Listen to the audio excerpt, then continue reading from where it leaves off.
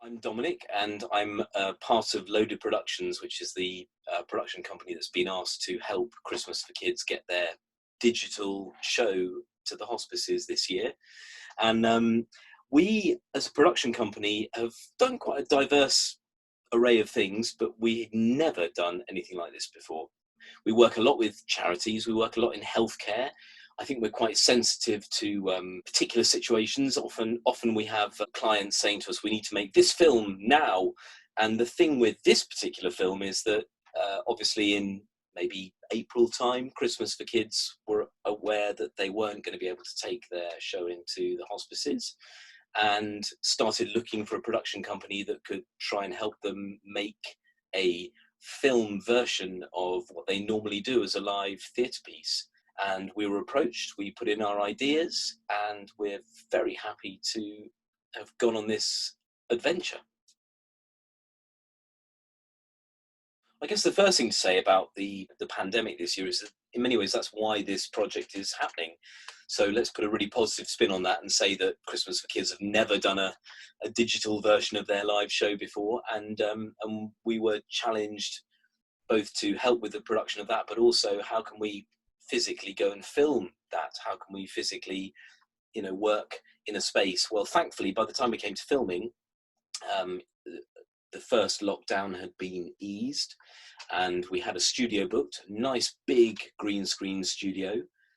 Green screen being the background that we needed to be able to shoot these actors and then do all the magic afterwards.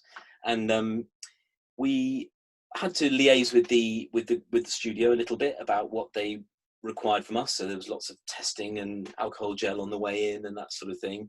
And then on set, we had to make sure that we as crew were all masked up and safe. But ultimately, we were quite blessed that when it came to filming, it was September time and things were a little bit easier. So we were able to go up to London. Everyone was able to get to the studio. We were able to do that filming after all the rehearsals had managed to take place as well. And ultimately, the pandemic didn't really sort of create much of a barrier, thankfully. It's definitely been a challenge to make sure things could happen, but nothing's got in the way of us producing this project. And as I said at the beginning, it's potentially the inspiration really for doing it this way. So shooting anything on a green screen is so that you can tell your post-production software, your edit, to take out all the green and just show the actors, the puppets, and then you can put whatever you want in the background. And it is a challenge because you have to make sure that nobody's got any green on them, that none of the puppets have got green. Harry had slightly green like tint to the top of his eyes. So when we visited rehearsals, took along some fabric pens and made sure that they coloured in Harry's slightly green bits in his eyes. Anything like that that's green will then become see-through, will become transparent when you put it on the background and tell the computer to do its work. So you end up with bits of the actors or the puppets that are see-through. So nothing could be green at all. Otherwise, you've just got to try and imagine your background. So we had a computer in rehearsals that could show us what the background that had been created by the graphics company would look like with the actors that we were filming. And so that meant the actors, puppet consultant could kind of look at it and see how things were kind of shaping up. So that was a bit of a challenge. You've kind of got to imagine what it's going to look like without half of what you want to look at. And I guess the other challenge is working with puppets can be a bit of a challenge, particularly if you've never done it before, and we hadn't. As a production company, myself and my colleague both come from a theatre background, so we're dialed into the idea of what engages an audience, what is good for telling a story, important for telling a story, and we didn't want to sacrifice that at all. We wanted to make sure that we still showed Christmas for Kids doing what Christmas for Kids do every year. But at the same time, as soon as you put yourself in that studio, you've got to think in terms of the end product. Our big debate early on when we were talking with Gareth, the scriptwriter, and when we were having these Zoom meetings with the Christmas for Kids team, how much do we just focus on the puppets and how much do we embrace the puppets and the actors or the puppeteers? Previously, the audiences would just watch the actors and the puppets together. As soon as you put it onto a screen or a TV, you've got to make the decisions for the audience. It's not like when you're watching it live and you can choose to just focus in on the puppet or focus in on the actor. You've got to kind of decide, is this just about the puppets? Is this so intimate and close that the puppets only are the important thing? Or is this a moment or a scene where we want to very much embrace the actors as well? And it's fascinating, you know, because sometimes you just want to see what the puppet's doing, and sometimes you just want to see what the actor's doing. Sometimes you want to see both. And we've had to make those decisions before filming and also after filming as well. As we edit it, we've got to make those decisions.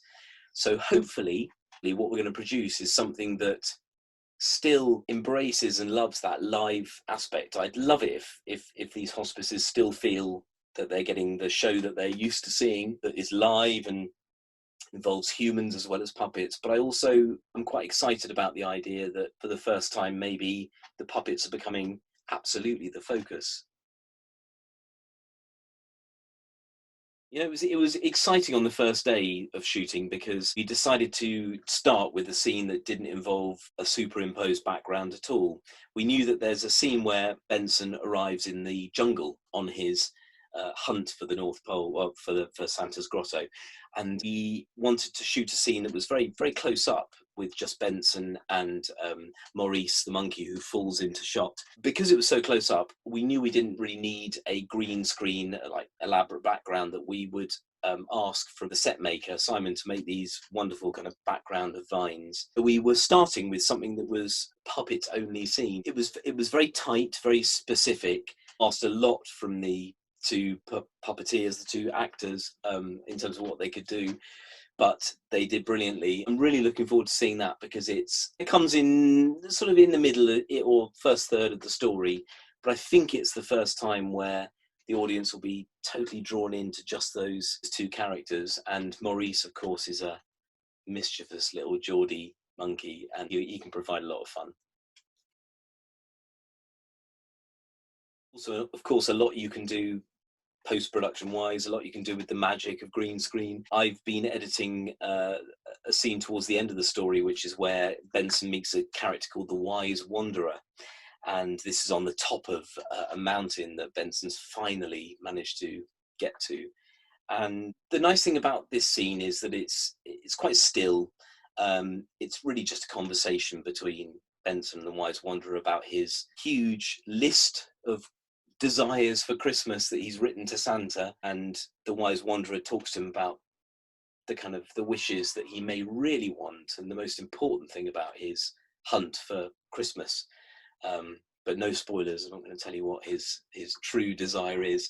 But it's really nice to edit because ultimately this is one that involves, you know, an actor playing the Wise Wanderer, and then Lizzie, who is wonderful, and Benson, the central character, the central puppet, and it's just the three of them, and not a lot happens in the scene, but actually we've had to add so much magic. So everything from the twinkling stars that they look at to magical things that happen in the sky that they have to react to, the journey that they then go on. Again, I'm trying to say this without too many spoilers, but that's been the one that we knew would require quite a lot of added layers to really kind of capture that Christmas magic.